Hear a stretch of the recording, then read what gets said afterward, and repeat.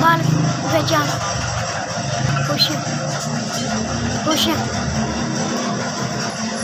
खुश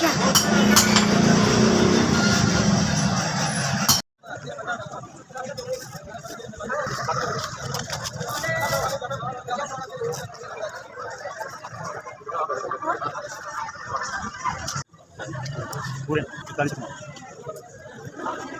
भाई मैं देखे खड़ को बात ही देखेगा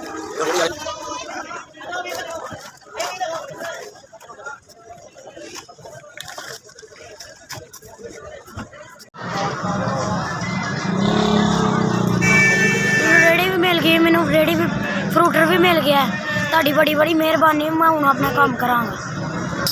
मेरे 10,000 रुपये की तुसी रेडी लैती मैनू 4,000 ते 150 रुपये रेट तुम मैनू फल लै दिता तो हुण मैं अपना काम करांगा किसी की रेडी तो नहीं खलोवांगा तुहाडा बड़ा शुक्रिया SVS साहब तुहाडी बड़ी मेहरबानी